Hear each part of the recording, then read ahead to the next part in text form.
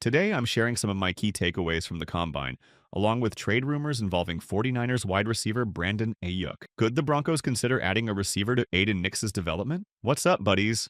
Welcome back. If you are new here, make sure you hit the subscribe button. We cover all AFC West news here on this channel. Starting with this report from Diana Rossini at The Athletic. As for the 49ers, they may not be done dealing. League sources tell me multiple teams have called about acquiring Brandon Aiyuk as San Francisco reworks their roster ahead of Brock Purdy's upcoming mega extension. This isn't the first time we've heard that Aiyuk could be available for trade. Michael Silver also mentioned that the 49ers might be open to moving Aiyuk. However, I'm skeptical about whether any team would take on his contract, especially after the ACL injury. It feels like there could be some buyer's remorse from San Francisco at the moment. So, should the Broncos have interest in Aiyuk? This isn't something to immediately dismiss as unrealistic or irrelevant for Denver. In fact, it makes sense for the Broncos in several ways. Last year, when Aiyuk was rumored to be on the verge of becoming a Pittsburgh Steeler, or even a Cleveland Brown, Denver wasn't in a position to make a bold move for a wide receiver. At that point, there was uncertainty surrounding their rookie quarterback. But now, with Nix proving himself, the situation has shifted.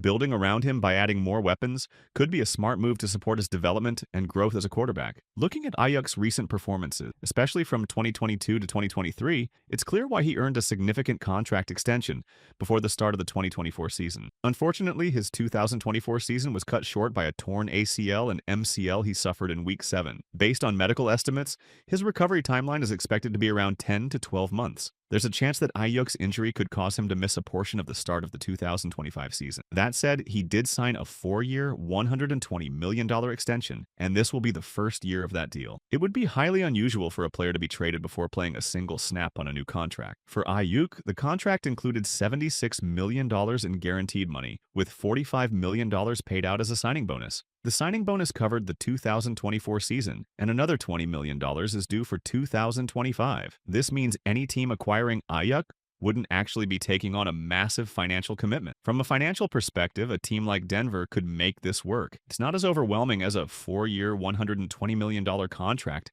might sound. Only $76 million of that amount is guaranteed, and about half of it has already been paid. So effectively, a team trading for Aiyuk would be looking at something closer to a 4-year, $35 million deal, since San Francisco has already covered a significant portion of the guaranteed money. 49ers GM John Lynch recently spoke about this topic.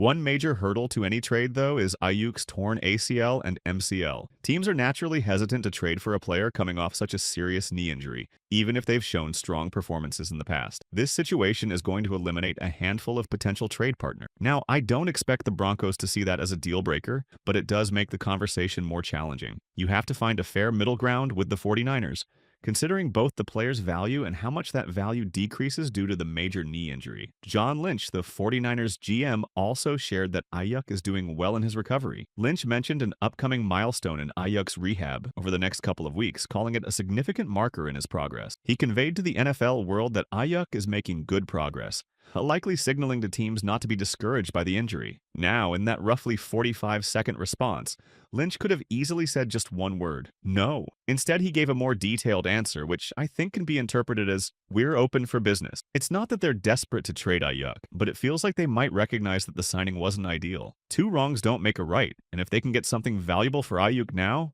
it might make sense for them. The 49ers could have traded Aiyuk last offseason for much more value, but instead gave him $45 million guaranteed, only to have him play part of one season before the injury. While this doesn't look great, the 49ers are a smart organization. If they feel it's better to cut their losses now, rather than let the situation get worse, they might seriously consider making a deal, even if it seems unconventional. It wouldn't be the first time something like this happened. The Giants extended Odell Beckham Jr., only to trade him to Cleveland shortly after. So a trade involving Aiyuk isn't out of the question. Now, as for what a potential trade could look like, I'd estimate it might involve a third-round pick. The 49ers aren't getting a first-rounder, and I doubt they'll land a second. There has to be some flexibility in these talks. The 49ers seem interested in resetting a bit, with Brock Purdy's extension looming. They also drafted wide receiver Ricky Pearsall in the first round last year out of Florida, and they're high on Juwan Jennings. With that depth, it's possible the 49ers could move forward without Aiyuk and still maintain success. I think a third rounder could get it done. If the 49ers look back on this, they might regret it. Turning down trade calls from the Steelers for a first-round pick less than a year ago and now potentially settling for a third. Plus, they've already paid Aiyuk a substantial amount of money, but if they're determined to make a move, a third-round pick might be the best offer they'll receive. What about you? Would you part ways with the Broncos' third-round pick to acquire Brandon Aiyuk? Let me know your thoughts.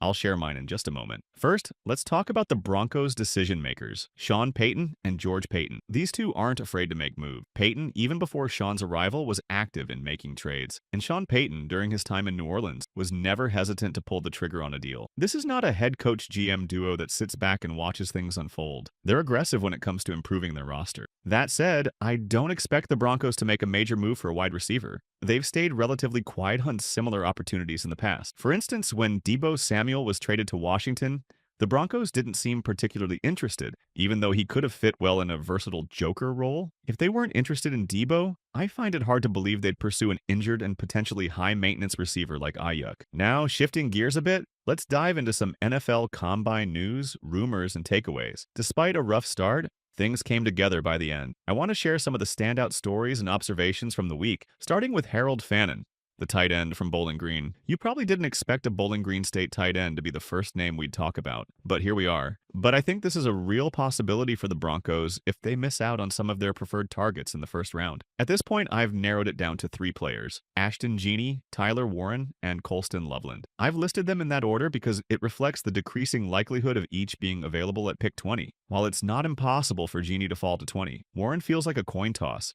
He might be available, but he might not make it past the Colts. As for Loveland, he could slip to 20 or even later, but there's also the possibility that a team like the Chargers, with Jim Harbaugh at the helm, might trade up ahead of the Broncos to grab him. If all 3 players are off the board before pick 20, the Broncos will need to pivot. There are some excellent interior defensive linemen in this class, like Walter Nolan from Ole Miss, who could help fill the gap left by DJ Jones. If they go that route or take a best player available approach in the first round, Harold Fannin could be a great option in the second round. Here's how this scenario might play out. If the Broncos miss out on their top tight end targets in the first round, not by their own fault but because other teams snatch them up, they can stick to their draft board, avoid forcing a pick, and select the highest rated player available. That might not address an immediate need, but it's a strategy focused on adding quality players. On day 2, they can circle back to Fannin, who has the potential to be an excellent tight end for them. Now, let's break this down further. Plan A for the Broncos would be Tyler Warren. Plan B would be Colston Loveland. One more player worth mentioning here is Tez Johnson. While his performance at the Combine wasn't the most impressive, there's an interesting connection. He's not Bo Nix's biological brother, but is often referred to as his unofficial brother. Unfortunately, Johnson didn't have the best showing in Indianapolis. He weighed in at 154 pounds and ran a 4.5 140-yard dash. I know some of you might not care much about these measurements, and I get that. I'm somewhat in the same camp. Sometimes it feels like the tape should speak louder than what a player weighs or runs during a February event in Indianapolis. Johnson is an excellent football player. Look at his production: 1,100 yards and 10 touchdowns in 2023. Even with Dylan Gabriel as his quarterback this past season, he came close to 900 yards and recorded another 10 touchdowns. If you rely solely on the tape, you'd likely feel confident and comfortable drafting him. However, there are teams that reportedly have Johnson off their draft boards entirely. To me, that feels a bit extreme. Sure, his height and weight aren't ideal, but what truly matters is how he performs on the field. So, guys, what do you think? Share your thoughts in the comment section.